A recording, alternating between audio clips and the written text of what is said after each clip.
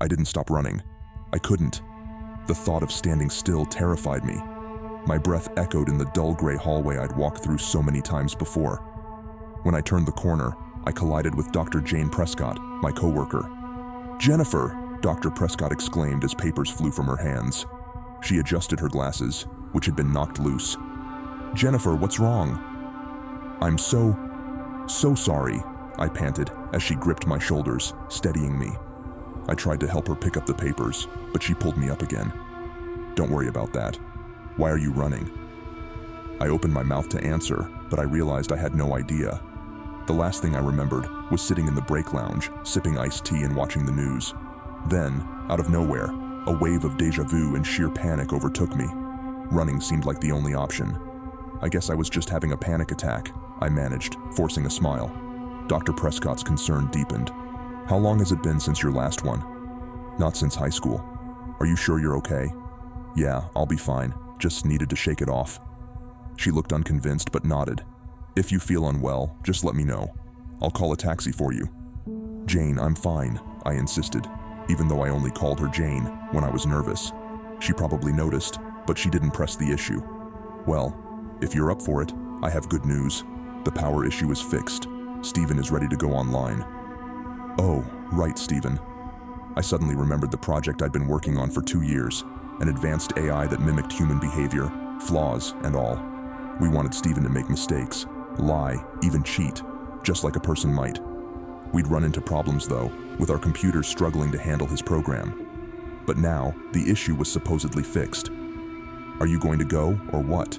Dr. Prescott prompted. "Yeah, of course. Why don't you find Ian? You two can sit in the observation room while I boot up Steven."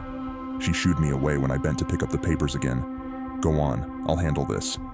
I hurried back to the lab. Despite the excitement of finally meeting our creation, a sense of dread gnawed at me. The lab door was open. I powered on the monitor and sat down, waiting as the screen lit up with a bright blue light. But nothing happened. Just the light. "I don't think it's working," Ian's voice whispered in my ear, making me jump. I'd forgotten I was wearing an earpiece. "I know," I replied, disappointed. Suddenly, a low hum emanated from the speakers. "Hello?" I asked, feeling silly.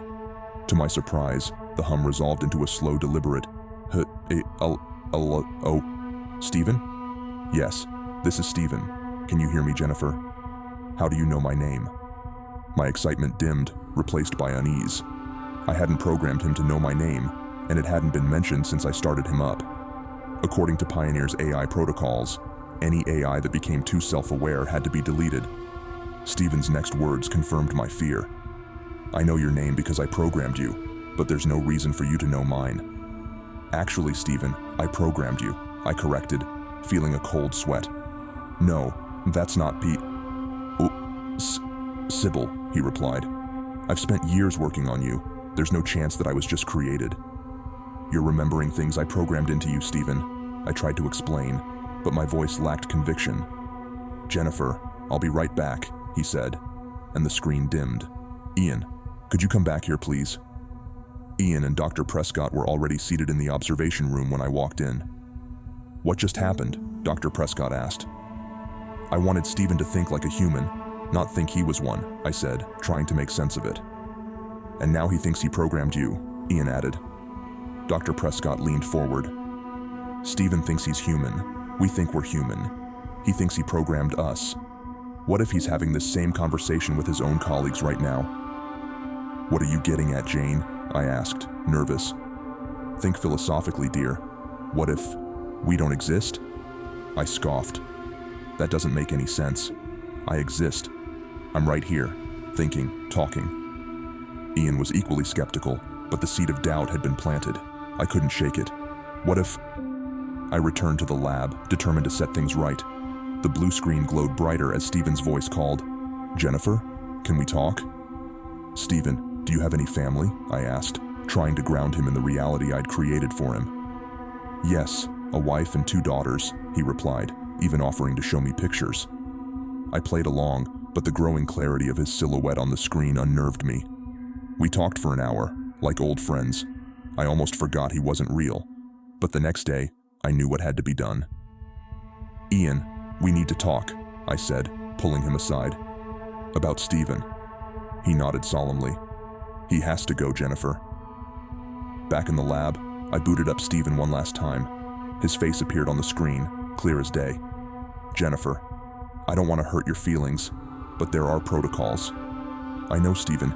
You think I'm the AI, and I think you are, but only one of us can be real.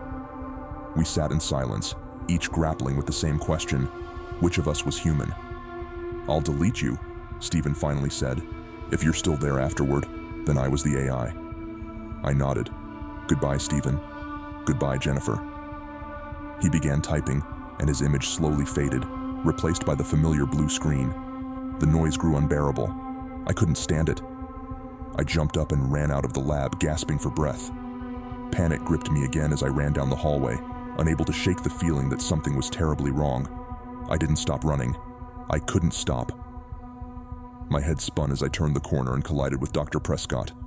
"Jennifer," she exclaimed as her papers scattered. "What's wrong?" "I'm so sorry," I panted, realizing with a sinking feeling that I had no idea why I was running. Like, subscribe, and hit the bell icon for more.